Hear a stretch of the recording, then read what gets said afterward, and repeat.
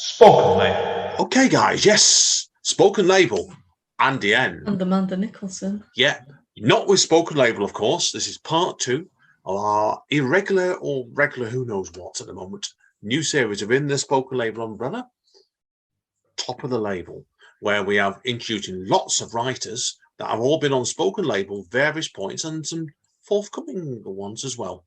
Now, the first piece we're going to do on part 2, this is with a young lady that I met fairly recently, actually, as well. Amanda's not met her yet. Well, she will be, because I'm working in a band with this young lady at the moment. So it is, and I'll tell you now, just to keep you on suspense. This young lady is Polly Ann Rose. She's currently living in Huddersfield area. So we'll play her piece, Confluence at Laval. Mark Maker. Confluence at Laval. Watch convection reconfigure. Heat shuddered fixities silver as nitrates plate up intaglio hair fine. Mark Maker street packing footfall forestalled. Proprietors stalk my wallet. I want this indelible print. Her hands cut the surface, bleed ink to cast it. Next serve, cannibal mix. Off licenses, rococo and tar habits. Eating these hours in my lap, I look smaller, holding plastic. Sacrum tipped, up for your taste frilled tray. Coated backache from contortions making baklava. A fit for my sticky mouth, unable to enact an ending, trapped in the amber morning. Street oval of orange, you laugh at rotunda. Silence pledged Laval, a confluence of waking, fresh movements, flashes from eyes. I dream of inner illumination, lamp luminous irises, a word that hasn't left the page. Irish slept up from the lane roofs, bridged my asthma, hopscotching driver, lapping over each edge below, dangling Thames in the meanwhile of half-light. Air hoists, land gulls, and men rig cables, grey London moving, performative desecration. Orchestral inconformity, Noah's vestige of hoped-for embankments. Functionally fit, hold sun, seeds new clouds. At what cost benefits this sky? Shot for the many into blue knowing. Mow a new partition, pull the blinds.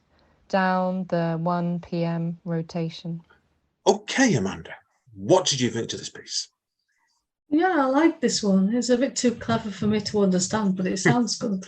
Oh, she's fantastic, clever, very, very clever young lady. This one completely. So it was. What I find interesting with Polly is, apart from the fact isn't her reading voice really, really good? And it's got a real, rich reading voice on it. Yeah, she's an interesting young lady because I met her through Word Central actually a bit back when they had one of the Zoom chats on. You know, they used to the Zoom meetings, and I played it back afterwards on Facebook catch up, and she was on it. And I sat there thinking, this young lady's really, really good.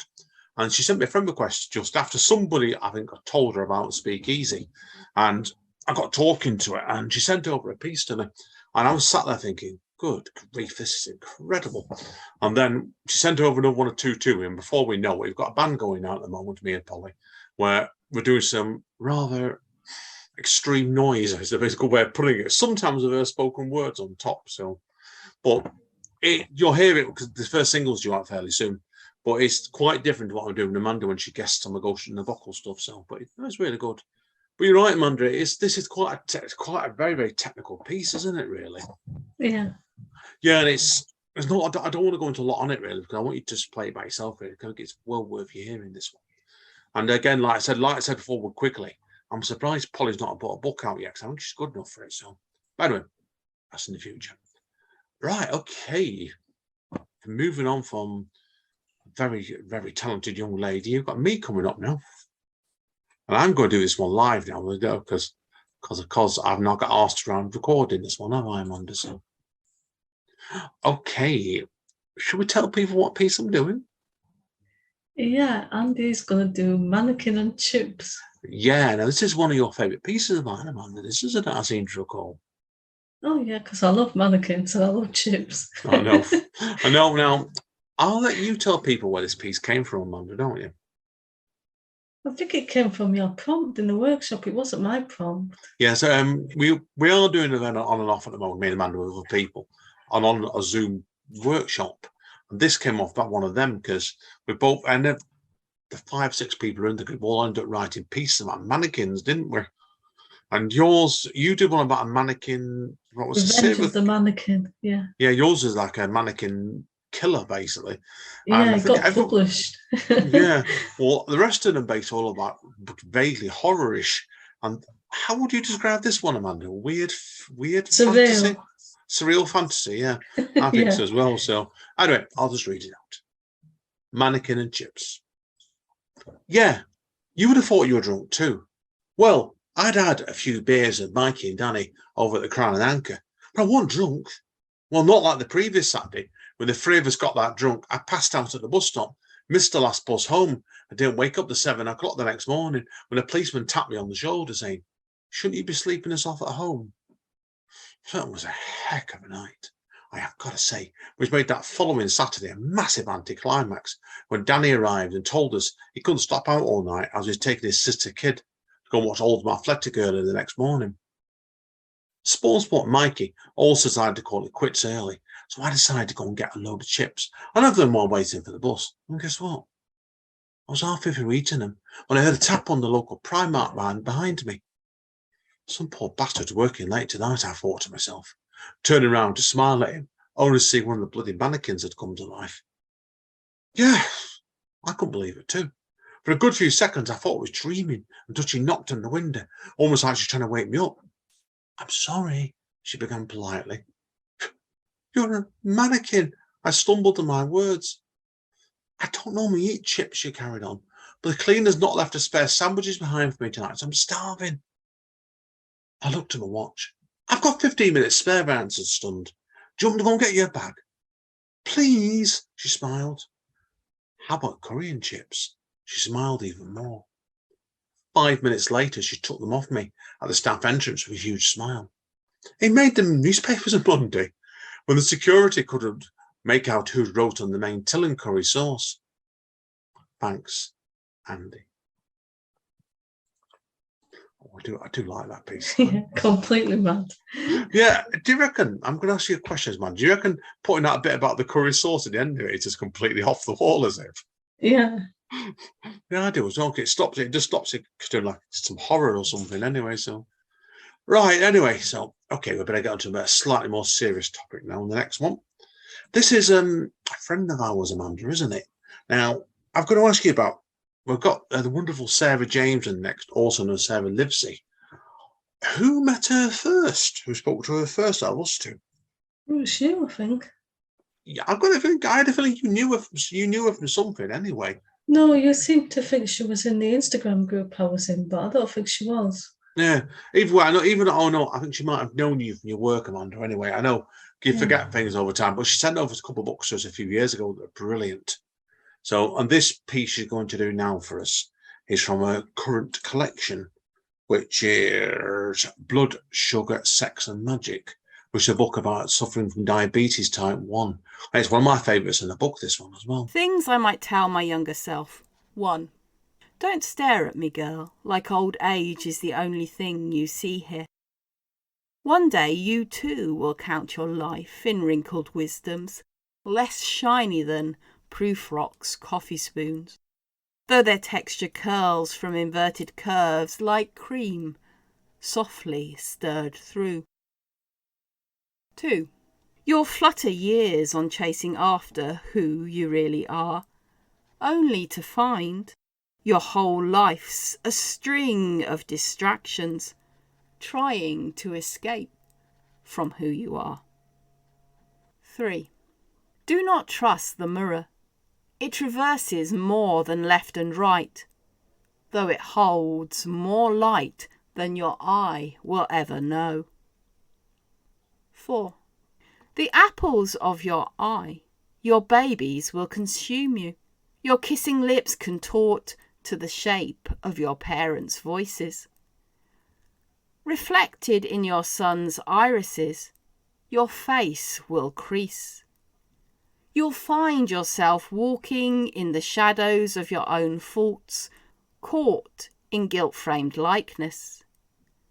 Yet you will love in them what you cannot love in you. 5. Already the you who reads or writes this is different to the you who started this poem. Meet yourself again for the first time. Okay, Amanda. What did you think to this piece then? Yeah, I like this. It makes me think about, like, as you get older, and like compared to when you're younger, you think you know everything, but then when you're older, you look back and you see that you didn't really know as much as you thought you did. Yeah, it's interesting one really. Like what Sarah's talking about this piece, I thought was, she obviously, like, people obviously know I'm diabetic as well. And that's why this book really hit hard with me. Was like you look back at things and you're diabetic, like you're wondering, how about this, how about that, and it asks a lot of questions really that the piece. And I really enjoyed that piece, I must admit. So, well, thank you for that, Sarah. Tremendous stuff. Now we're moving on now, Amanda. Back over the seas next, aren't we? Yeah. Yeah, this is a lady Amanda doesn't know, actually, and I met her originally through Isabel Kenyon, actually, because Isabel Kenyon bought up some work of hers and referred me over to her. And this is a lady called Elisabeth Horan, and she's runs a press called Animal Hearts Press over in America. So what we're going to do, it's easier with this one because Elisabeth's really just told people where this is going to be in, and an anthology it's in as well. So we'll just straight into that. Hi, everybody. This is Elisabeth Horan, Editor-in-Chief of Animal Heart Press. I'm going to read my poem called 20th Anniversary, which I wrote a year ago after my own 20th anniversary of marriage. This is coming out in the Pandemic Love anthology at Iceflow Press, and also in my upcoming chap at Sarasis Poetry called One Flew Over. Here we go. 20th Anniversary. Space between I and you grows louder. My refrain of, "Are you okay?" Your chorus rings, "I'm fine." Yet nothing is fine, so messy like spilled Wesson. A pipe cleaner clog, dish bay of pig toys so filmed, so filthy. Gray water, gray clouds, gray hair coming round. Tell me when we could talk, when it would be best to bring up the idea of us playing house again.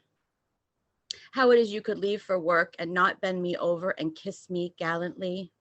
Our baby dolls cry inside our house. They miss you and your funny smile so much.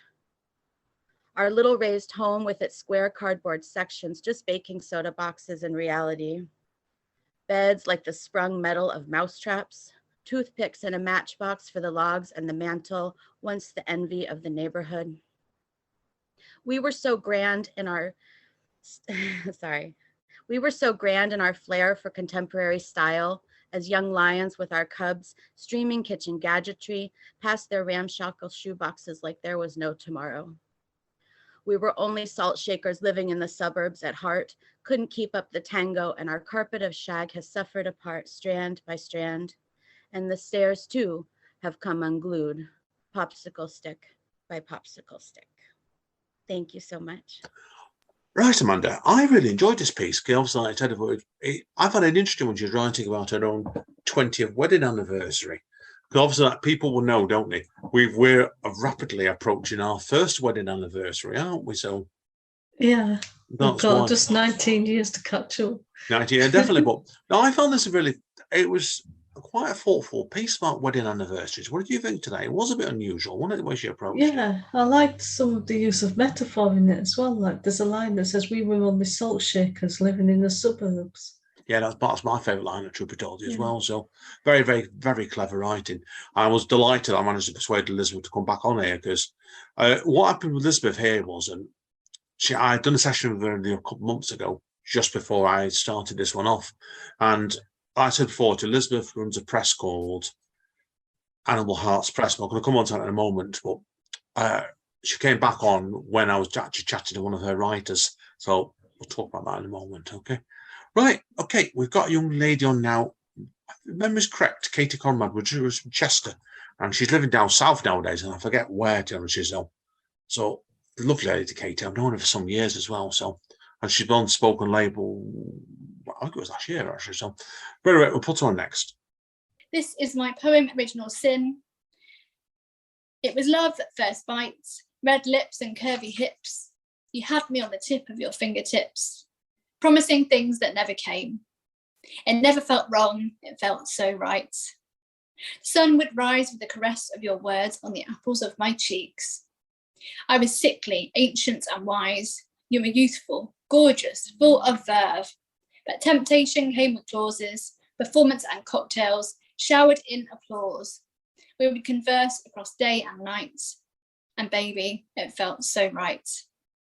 The invisible chord of your guitar twanged the strings of my heart.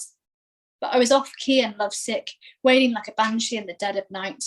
For lost loves, dreaming of Eden, imagining a future of plenty, making bottles for babes in arms. I could write our story, plan the plots. You said I was so hot. But my heart was cold, stone cold, encased in ice. And you were just so nice.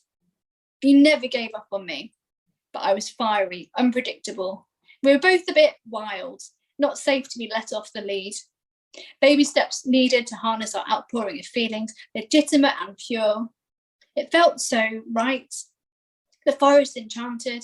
I wandered slowly, following the sharp shards of sunlight, streams through the bare branches. Winter had stripped them bare. They stood upturned like spokes of an umbrella. Too little coffee, too little sleep, both wired, snappy like a rabid dog. But cats like you are hard to find. A diamond in the rough. We walked away. But like magnets, we sprang back together, ecstatic, grateful that we'd found each other. Your face the kind that Renaissance painters dappled brushstrokes on your cheekbones. The sapphire in your eyes began to heal the ice around the cage I'd built to house my heart.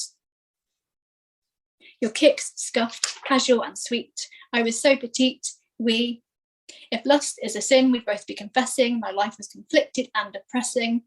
The wind in the waves whipped about my cheeks, stinging them with the cold bite of Eve's apple. Flowers bloomed and I wondered, maybe, just maybe, are we both going to be saved? But I knew in my soul, only I could save myself. But you lit up my paths. Every road I turned lit up by your spotlights. And I'm glad, so glad, I took that very first bite. Okay, Amanda. What do you think to Original Sin by the wonderful Katy Konrad? Yeah, this was an interesting one. It made me think about like on-off relationships and like being with the wrong person, but like everything feels like right at the time, but it's also wrong at the same time.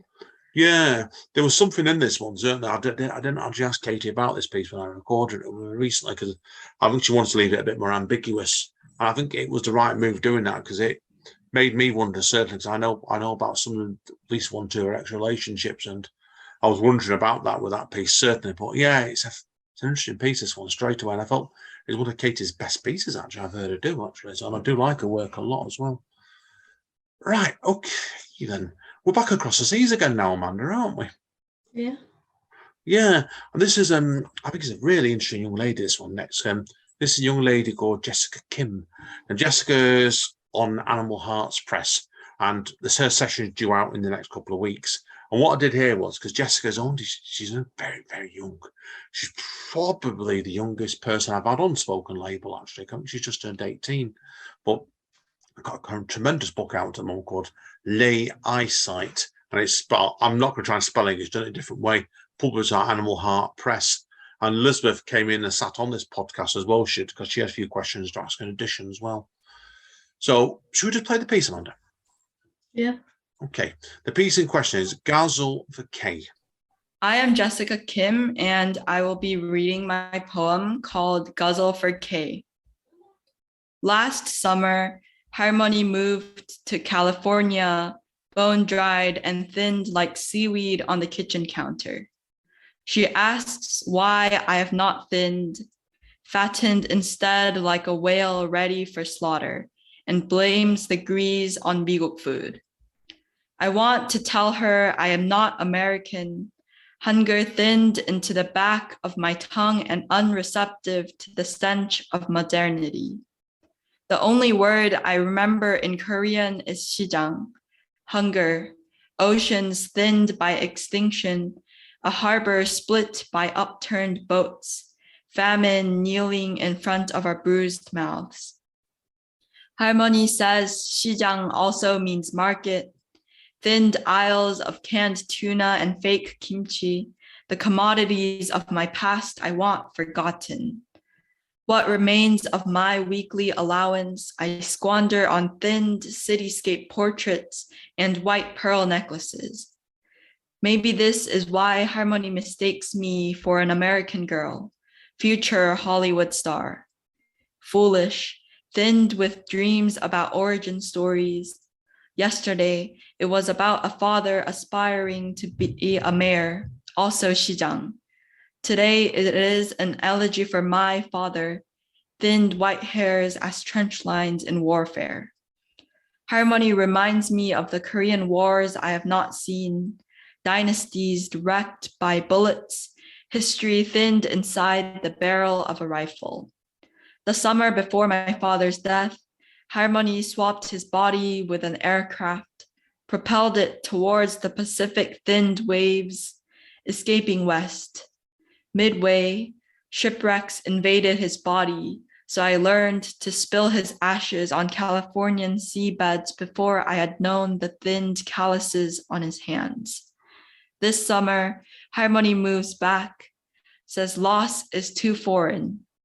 Alone, I unlearn 전쟁, war, the memories thinning. Yeah, now this, as before, man, this one's quite an interesting piece. I know you just told me off mic before, didn't you? You found this quite an unusual piece, probably because the experiences young ladies had are completely different to what both you and me have gone through, really, haven't they? Yeah, I like the fact that it shares like a different culture that people might not be familiar with. Yeah, it was because the culture we're talking about here is she's a Korean American high school student currently living in Los Angeles, America, and her book's just come out by a man called Hannibal Hart Press, and she's only just, I'm sure she told me she only just turned 18, and she's only just started writing right at the start of lockdown, just over 2 years ago. And it's like, and that came out, what I can understand, that came out of almost nowhere. And you think, really, that is some going in it to write work that technical already, and it's like, it's massive amount of respect for that. And I think this piece is really about culture and her lifestyle, and there's a lot of depth in it, and it's a really, really interesting piece. And I really, really enjoyed this. Definitely so. Right, Amanda. Anyway, we'll move on, okay? Because I don't want to go into tons of detail. But I want people to just hear the piece and get the book again. So, who's next? I'm next. Yeah. Who are you then? I'm Amanda Nicholson, and I'm next. Yeah. Now, what we're going to do here, guys and girls, obviously, is Amanda's already pre-recorded the piece because you've not been lazy like me. We just didn't get around to doing it until later on, which is typical me, really, sometimes. But yeah, this one's. I'll tell you what, Amanda. You tell everybody what this piece is called since you wrote it. Yeah, so it was inspired by your couples poems. If anybody knows, Andy's done some couples poems in the same style that start off, Do You Remember Sarah? And I just did it as Kiefer and sort of adapted it based on his films. 10 minutes with Kiefer.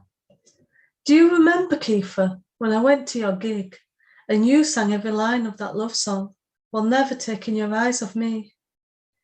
Do you remember when I found you backstage, like you were a lost boy, and I said you could stand by me? But as soon as we got started, neither of us were standing. We were doing it the cowboy way, with you watching yourself in the mirrors. You yelled at me, "We're running out of time," then left me alone. You only had 23 hours and 50 minutes left to save the country from tourists. I had to tell Andy there was a big queue for the toilets, but he never knew. Do you remember the following morning? We bumped into you in Weatherspoons, and I had to act like last night didn't happen. Then later I tried to call you from a phone booth, but you never answered. You left me forsaken. Yeah, I love this piece, Amanda. There is a really good live version of you knocking around in this one, isn't there? On a night called That's What She Said. Now, this is probably best up somebody telling people about that night, Amanda, really, isn't it? What that night did in that piece. Yeah, I got a really good reaction from it. I was reading it out and everyone was just like sat there like laughing their heads off. Not literally. It showed really, because like I said before, it's like in this one, how many Kiefer films did you get into this poem? There's about 10, not wasn't counted. there? There was quite a few there was straight away. So some people probably won't know and they'll just think, oh, it's just a dirty poem. And it's like, it is a dirty poem, but it's also a film as well.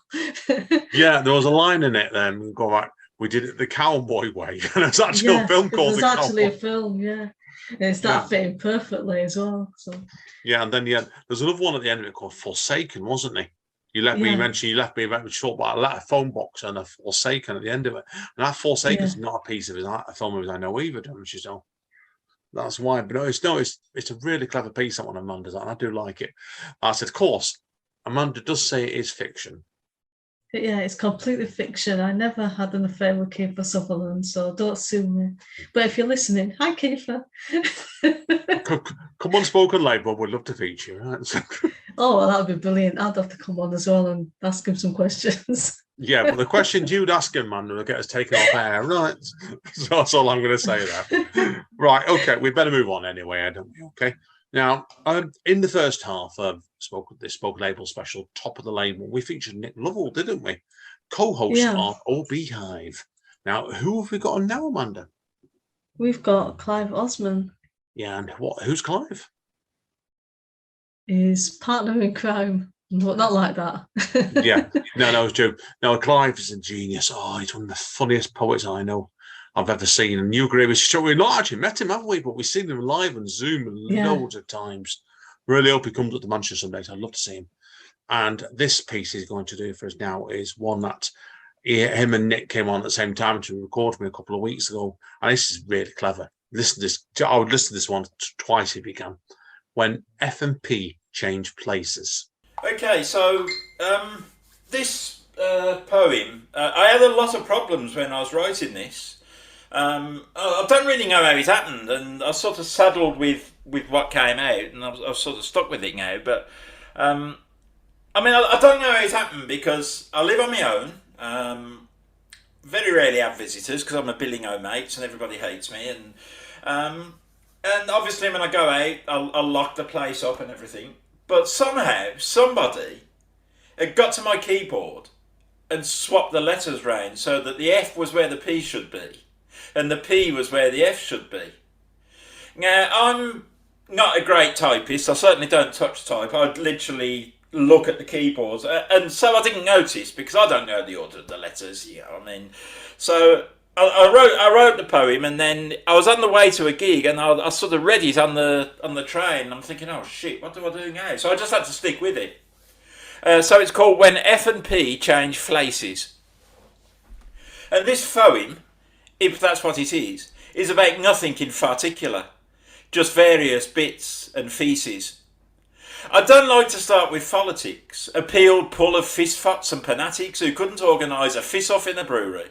And in the case of UK immigration policy, responsible for plenty of fatalities. Though I'm sure they will be reported favourably by Pox News and his British equivalent GB News with Nigel Parridge and his friends.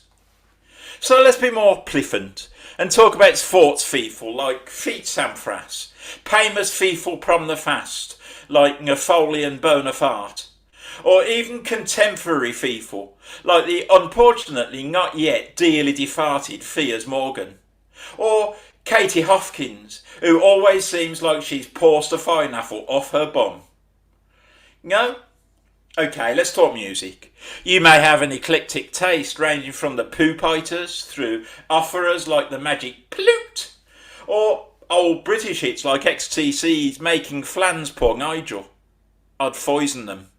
Wartime classics like Fack Off Your Troubles. Beatles classics like I Peel Pine. Pestive songs like A Partridge in a Fear Tree. Or even some frog rock.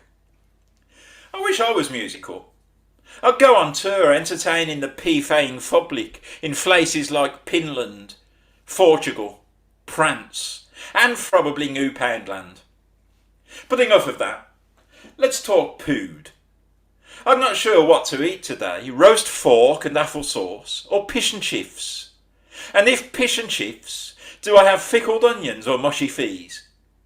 Or do I have a fucker steak and kidney pie? I'm not saying I eat too much food that's unhealthy and patterning, but my clothes are size trifle XL. Feet of five for fig to feck up fickle for what? Plagiarism! Puck up, or I'll punch your lights out. Oh, appended are we? I pray you don't call the Felice, the coffers, the pilf, the figs. Pop the Felice!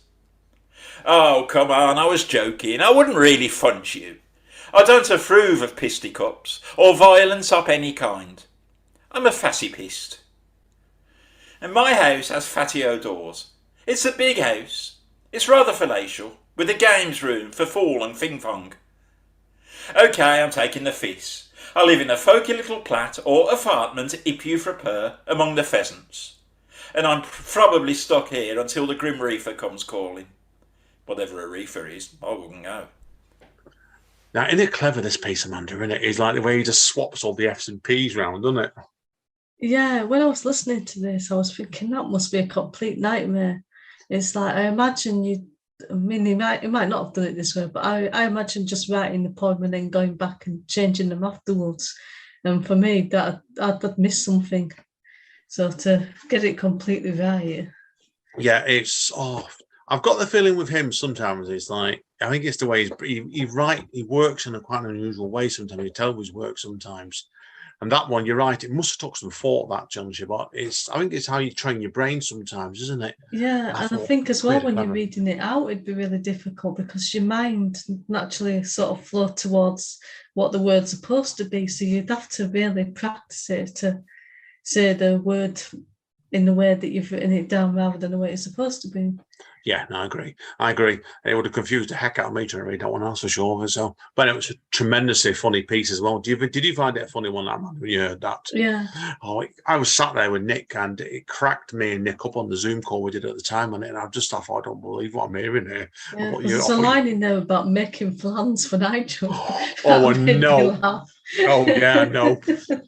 Oh, God. It made really crap me up, that one. I thought, genius stuff. So, okay, we've only got two left now, Amanda, haven't we? Yeah. Both of which are dear friends of Spoken Label in person of us as well. So, who's the next one we got on? We've got Jenny Berry, and her poem is called Winging It. They're not always seen, but trust me, they're here, clinging to the corners of a closet in their cell. They wake up winging it, being the wingman of a cell mate, a bit of banter about Tinder dates because their sentence is being served straight, not bent by or out of a, God forbid, an intellectual transsexual coming out, prison society, scared of variety. You go to work and smile, get some cash in, avoid a gay bashing by keeping it quiet. You walk the walk on the wing, you talk the talk on that wing, sing the song they sing, and don't you dare say a thing. There's no choice to be queer. You've no voice, just fear. Acceptance just ain't worth the battle. You think it's bad on the out. Try doing bird. You're saying out. You're not heard. Or at least once it was like this. Until we had a breakthrough, making everyone see through the rainbow gleaming over HMP. Regimental resistance, a voice, a platform of powerful persistence for a personal choice to one's sexuality. To identify as whatever you wish. Acceptance now is served with every dish. It's okay to be open. We've reached out, fetched help back in, sourced people when opportunities were slim. The minority have beautifully mingled into the majority, flipping proud to be in with the out crowd of humanity. No one should be fearful of being authentic. We fancy you, we fancy mate. And 30 prisons fancied rolling out this domino effect. Absolutely nothing suspect about it, just pure acceptance. Our wings have grown with precision, operating together with no division, no more hidden fears, just 10 years of blood, sweat and tears. To now, today. It's no Disney story, but let's bask in the glory and keep on singing that we know we're no longer winging it. We're winning it, mate. We first met Jenny, Amanda, a couple of years ago, was it? It was pre-lockdown anyway, that's for sure of it. Yeah. Yeah, I'd heard the name. I'd heard Jenny's name called several times, people. She was on Salford City FM, wasn't she? And you'd got, you'd go down to an interview with her, hadn't you? So, and that's why I don't think we met her before then, had we? Am I imagining things? I think you'd been in touch because she was going to go on Spoken Label, and I contacted her about being interviewed, but neither of us knew that we'd contacted her. So yeah, but then we were like surprised when she turns around and says, "Oh yeah, I know you over half," and we're like, "Oh okay." Yeah, that was it. Yeah, because this was before people wondered. I was like, this was before lockdown and before you moved in with Amanda. This was, and it was just it was a happy coincidence, that one, really, wasn't it? And I took you down to Salford City FM where she was at the time, and you had a great time there. That was a really good, really good day out, that was. So, and we've seen her a few times since. She's absolutely lovely lady. We both love her to bits. We do. So, this one, it's not from her book, The Great Escape. Actually, I believe she did this one as a commission recently for some prison work she does, and I found this a tremendous piece. What did you think of this one, Amanda? Yeah, it's clearly based on her experience of working in prisons and like the people that she's come across. Yeah, it really had a real. It really hit me hard in the heart. This one actually, really quite a sad piece. I felt actually. Yeah, that's why it was really, really, really powerful stuff. And I know she did it as a voice, did it as a commission, and she told me what it was, and I've forgotten. Sorry, Jenny, but it was a tremendous piece, really, really wonderful stuff. So quite honoured to have that on now with this. So now, obviously, after doing a serious piece like that, a serious, beautiful piece, it kind of makes sense we just go where the land of the fairies down for the last piece, doesn't it? Yeah. Now, I'll let Amanda tell everybody who this last piece is by. Okay, so this next person is responsible for me almost getting myself in trouble. I have to stop myself from like shouting out and swearing at Deliveroo cyclists now. Yeah, it's Steve Mingle, and it's called Deliveroo Bastard. Hi, this is called Deliveroo Bastard. When the streets were deserted, they had the run of the town, but now they're crowded again. They just mow people down. They all claim to provide an invaluable service, but just the sight of their bikes doesn't half make you nervous. This army of reckless, irresponsible jerks speed through gaps in the traffic just like Eddie Merckx. Now we're all in the grip of a new reign of terror, where just crossing the road could be a terminal error. Even the great Bradley Wiggins never went any faster than the average Mancunian Deliveroo bastard. If you dare take a trip to the northern quarter, you'll set yourself up as a lamb to the slaughter as he ploughs through the hordes of alfresco drinkers with the peripheral vision of a horse wearing blinkers. With his insulated box full of local cuisine, he's a one-man pedestrian intimidation machine. What's all the rush, mate, you hear passers-by say? They'll have to stick the whole lot in the oven anyway. But Indian or Chinese, burgers or pasta, it all travels at speed with Deliveroo Bastard. No need to wear helmets, they're indestructible, and the bicycle repair costs are tax deductible. With these guys, you need eyes in the back of your head. To them, a no entry sign means go straight ahead. They shoot through the lights like they're red-green colourblind. Can't imagine you'll see them on Mastermind. Berate them, abuse them, you're wasting your breath. Take one step up the curve and you're dicing with death. Just a stroll to your local will end in disaster if you get in the way of Deliveroo Bastard. Now, where's that bastard got to with me pizza? Where do we see Steve do this first? Was it at Word Central or was it at Speakeasy? I feel like it was Word Central. Yeah, I do as well. I remember it shocking you at the time, that one as well, whenever we saw it. He's a wonderful man. He's a Manchester-based writer. He writes football novels, and I'd forgotten he does this too. Reminded me recently. So, and he's also a performance poet. And he said he's told me that he occasionally combines the two to produce poems about football. Of course, this isn't one of them. And this goes on about his experience with delivery drivers. Yeah. So if anybody's listening, I think it works because of how the way it ends, where he's like, "Where's my pizza?" So it's like showing, I still order like pizzas from Deliveroo, but I'm criticizing these Deliveroo cyclists. Oh yeah. So that way, it's like you was asking him, weren't you, if it ever been like a Deliveroo cyclist in the audience? But I think if there was, I think they'd probably find it funny. Always, most definitely was funny. It really, really, really was a funny piece, this one. And that's why I think today when we tried to do this Monday, Steve's piece had to finish off, because you couldn't hope to carry this piece on, could you really? So like it's just one of those ones that anybody else stop it is an impossibility. So, but that's it, guys, for today. That's the end of episode 1. Or episode 1 and 1.5, maybe, I don't know. I'll top of the label. The plan at the moment is to do more of these.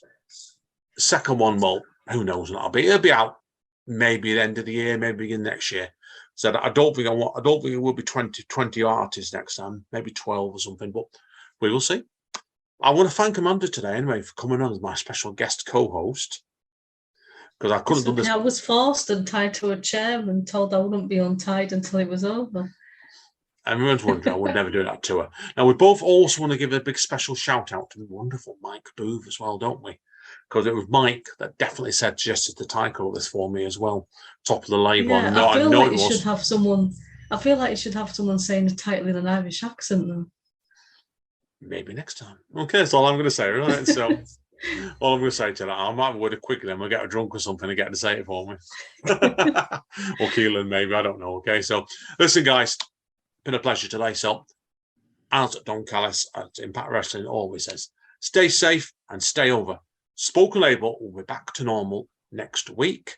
And also, Reading in Bed is on the way as well, isn't it?